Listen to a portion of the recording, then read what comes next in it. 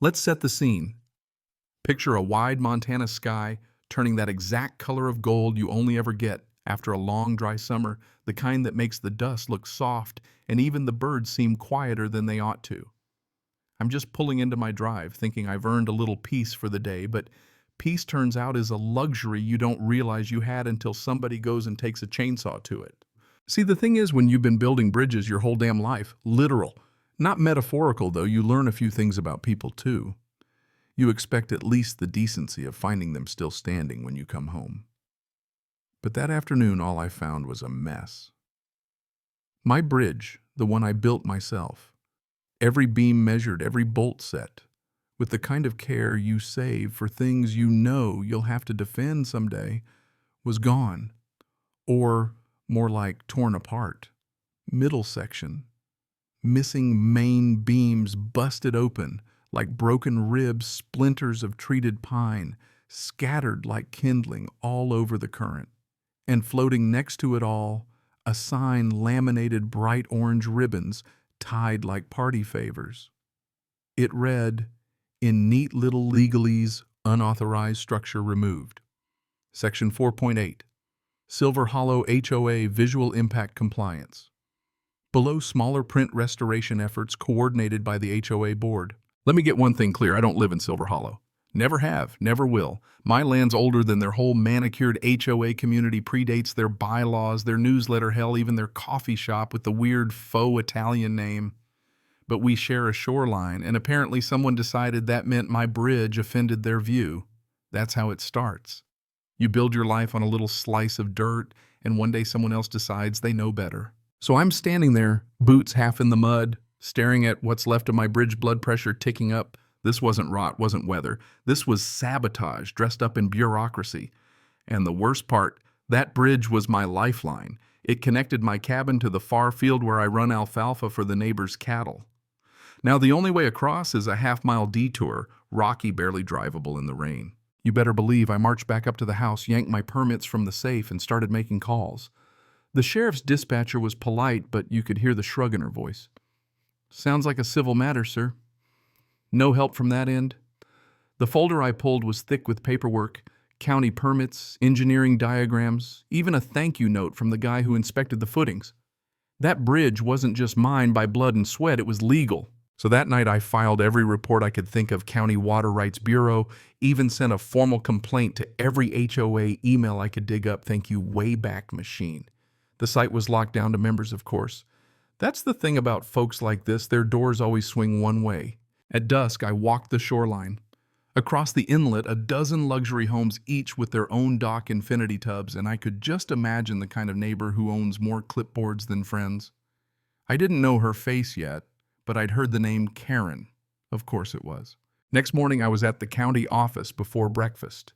Handed over my permits to a clerk named Brandon, who told me flat out no, the county hadn't ordered any demolition. Permit still active, no violations, no complaints on file. We don't just go tearing down private structures, he said, not without notice. That's illegal. Only someone had claimed county authority. And I had a pretty damn good idea who. Back home, I went hunting for proof. Most of my old security cameras had been cut down, but not all. One up in the boathouse still worked. Caught the whole thing time-stamped 2:34 a.m. 2 nights before. Unmarked van, 5 people in dark hoodies, bolt cutters, saws, crowbars. Not a contractor in the bunch, just fast, quiet, and mean. And in the frame, just for a split second, a kid I recognized from around the HOA. Dylan or Devin, one of those names you hear right before his mom threatens to sue the playground. Made copies, printed photos. Drove right to the sheriff's office again, this time with evidence. That's when Deputy Linda Carver Boots, still muddy from the morning, sat across from me, watched the footage, and said, "Yeah, that's unlawful entry and property destruction. Start a case file, get the prosecutor involved. Progress at last." Then 2 days later, an envelope lands in my mailbox, no return address. Inside, a single page, all formal tone and self-importance, signed by Karen herself. Your structure was a visual disruption. It was removed in accordance with Silver Hollow's preservation plan. We regret the lack of notice, but immediate action was required for shoreline harmony. Harmony. As if the lake was a Zen garden instead of wild Montana mud and stubborn will. Well, she'd picked the wrong vet.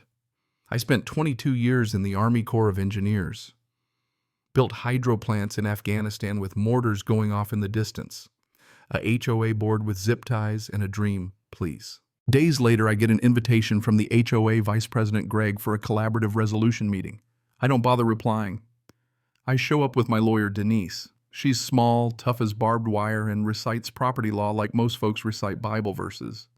The boards all lined up in their beige power suits, Karen at the center, smile like a tax audit. I tell them you trespassed, destroyed private property, crossed a line. Karen doesn't blink. We acted for the community's aesthetic unity. Denise slides the county permit across the table. He's not part of your community. You had no authority. A board member pipes up about easement rights. I cut him off. Not when you send people with saws onto my land at night. That's when Karen snaps, drops the polite act. You've treated this place like your personal bunker. You don't contribute, you don't attend meetings. I remind her she's been just fine letting me maintain the drainage system, the same one keeping her hot tub afloat all these years. Silence. I stand. This isn't a negotiation. Expect a subpoena and a lawsuit.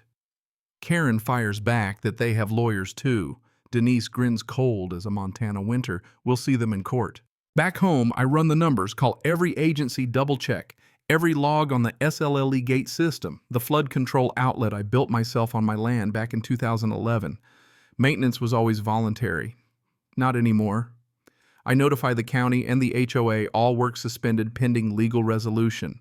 County replies with polite government speak. Karen less so. You are endangering shared property. This is a violation of public duty. I shoot back. You should read your own charter. A couple days later, I catch a strange car idling at the edge of my property. Guy in a suit, laptop watching. Denise says it's probably a PI hired to dig up dirt. Let him try. All he'll find is a spotless service record and an unbroken chain of permits. Then come the calls. Real estate agents, documentary crews, contractors I never met offering free consultations. All fishing, all get the same answer, hell no. Then the storm rolls in hard and early. 3 days of rain, lake rising spillway draining exactly as designed. Only thanks to years of HOA side neglect, most of the overflow is draining from their lagoon. By the week's end, their docks are stranded decks perched over mud, the HOA's Instagram paradise drying up. The emergency meeting they hold is pure panic. County says I'm within my rights. Local news runs the story, Veterans Bridge destroyed lakefront drains in retaliation. Reporters buzz like mosquitoes. Karen goes on TV, blames me for hydrological sabotage. Her lawyer sends a cease and desist. Denise laughs so hard she nearly chokes, fires back with a counter letter citing every line of law from here to Helena. The next night, someone tries to break into my control shed. Infrared alarm triggers. I arrive 12 gauge in hand. Just missed them, but they left bolt cutters behind. Linda takes a report. They're getting desperate, she says. Week 2 lagoon is a wasteland, boats half-sunken, sludge spas abandoned.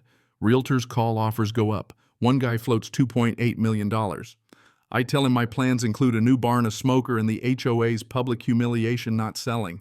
By then, Denise has the civil suit locked and loaded.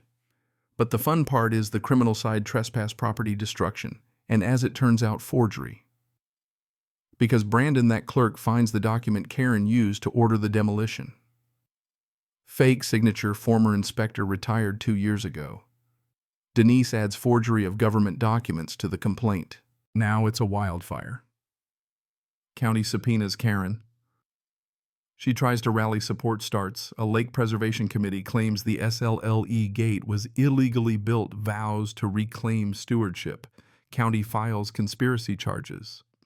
When court day comes, Karen's flanked by lawyers who look like they'd rather be anywhere else.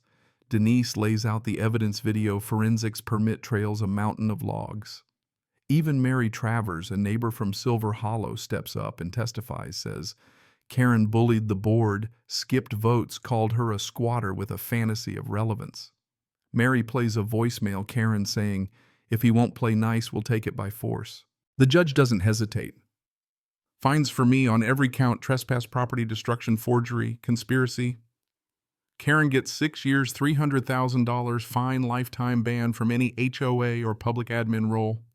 HOA dissolved, assets seized, me $4.2 million in damages, and more important, uncontestable hydrological rights. The land and the water finally mine free and clear. A few weeks later, I walked my land finally at peace. County surveys show the HOA's trails even crossed into my property. Those get closed. The county sends a letter of thanks, offers a consulting post. I decline the desk, but agree to advise from my porch, whiskey in hand. Headlines keep coming: veteran defends land, takes down rogue HOA. A docuseries producer calls. I say only if I get final cut. Karen, last I heard, is keeping inventory under her maiden name at a warehouse in Butte. I rebuild the bridge, the barn solar on the ridge, a new shed. This time, everything's fortified. The bridge is stronger than ever, steel line timbered to match the lake. When it's finished, I just stand on it listening to the water. No interruptions, no HOA tape measures, just the land and me. Spring comes late, snow melting like a wound, finally closing up. The ecosystem rebounds, mallards, trout, even a bald eagle nesting nearby. I hang a sign at the bridge: only those who don't trespass may cross. Locals start treating it like a shrine. I let them. I know what it means. The phone calls stop. Even the lawsuits fade out. Denise goes on to bust 3 more HOAs. She calls me her good luck charm. I prefer blunt instrument of justice, but we split the difference. Once in a while, a stranger asks why I fought so hard. I tell them this land's mine because I bought it, worked, it respected it. And when someone came with a form letter and a wrecking crew, I stood my ground, not out of anger, out of principle. That's what principle gets you. Not always peace, but respect from the land, if not the people. And as the sun goes down, gold on the water, I cross my bridge again. This time the only sound is the creak of wood, not from fear, from peace. So let me ask you, what's your line in the sand? Where would you draw it? Share your own battles against HOAs, against overreach, against anything you had to fight for just because it was right. Drop your stories below. I know I'm not the only one.